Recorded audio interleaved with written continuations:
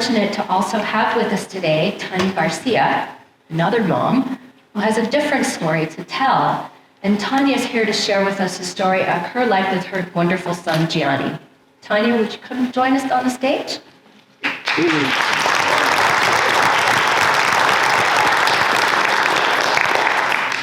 Hi, everyone. Thank you for the warm welcome. I'm happy to be here to talk about the values and resource the Arc has been for my family over the years. I'm here because of my son, Gianni. He's 19, he's silly, he's happy, and he's the fastest human I know. He will snatch bacon out of your cheeseburger.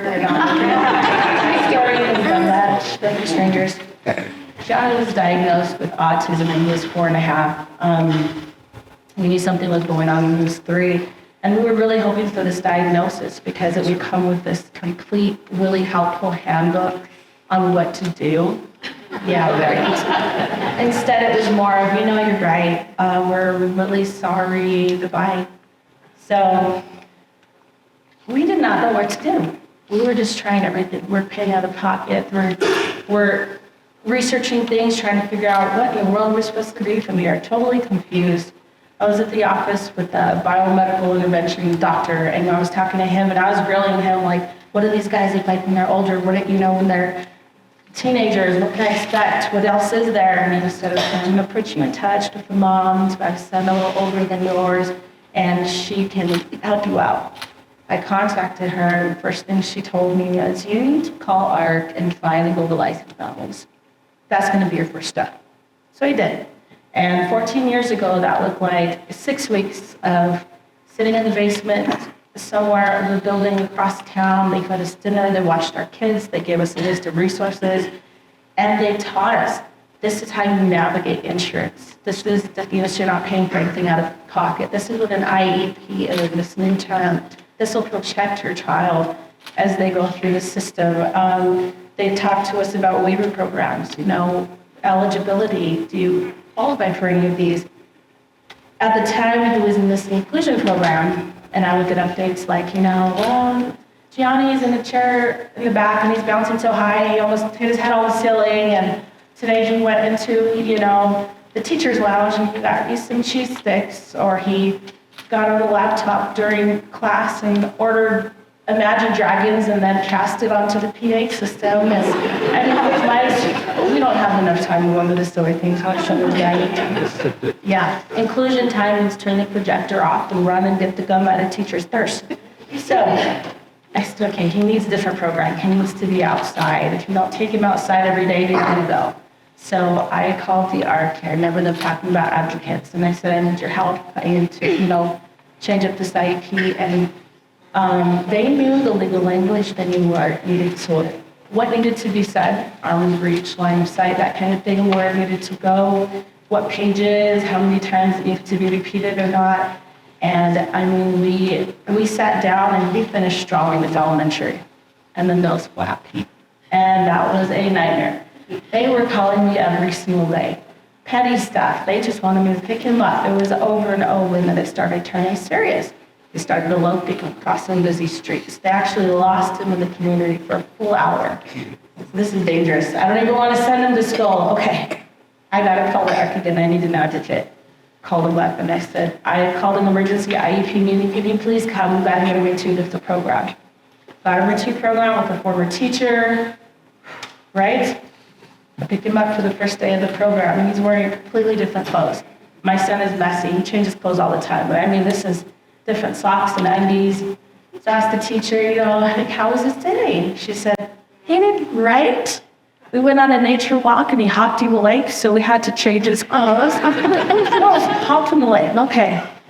Putting him on the bus, but first the next morning, and the bus driver wakes me over. Did the teacher call you? Gianni started the bus and jumped out the back. And he's Gianni, just started. What happened?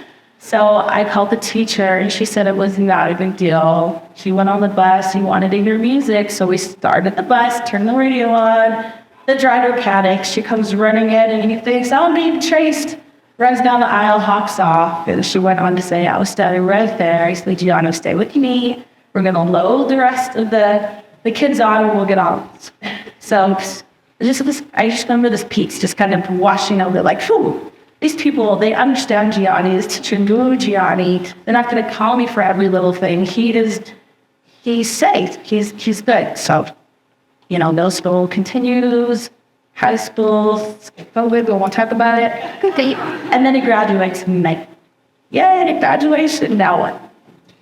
Okay, there was not a good transition program, not something that was, there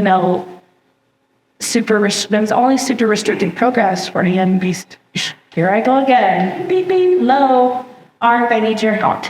And I remember talking to Amanda, who's sitting right there, and I said, I really don't understand why. It just feels like I have to put Gianni in this program and just got to fail in order to open up this imaginary, this shiny new list of resources.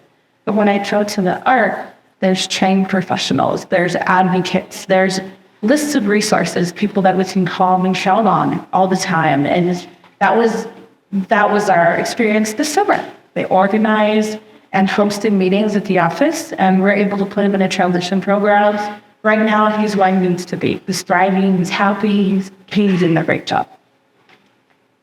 Gianni has hopes, he has dreams, and he has plans, just like all of us, but he presents differently. So my job, I have to protect him. I have to kind of interpret what he's trying to say and advocate for him, but I don't always know how to do that. So keeping that in mind, he deserves full access to his best life, like all of our lives do. So I get to bring him to the work. The sensory room that they built for Gianni, the entire class used. The software that he only would have downloaded in kindergarten, they kept at his stool, they pushed 10 days. So the solution for my son enhanced his full learning environment. All of the students benefited. There was also, that prevented dangerous situations from recurring. In this room, we're connected by a passion for either a loved one or someone we know, just this community. It kind of brings us together. And let's be honest, they make us better people. We're more patient, we're more understanding and kind. We should be proud to share that. My son has taken the labels off of all of my spices while I'm cooking. The same room. So I have all these random spices. We've been in line at Chipotle and he runs around and grabs a handful of cheese. I mean, there's no way to completely guess what he's going to do next. I cannot prepare for him by myself. None of us can. And if you can take, complete accountability for your entire situation, you're able to be creative. Think out of the box and realize that you're not alone and you're more powerful as a team and a community. So although, our loved ones and people we're connecting to are on this unique and individual journey, we're all in the same boat. So I just want you to decide with me today that we're going to enjoy the ride and do this together. Thank you.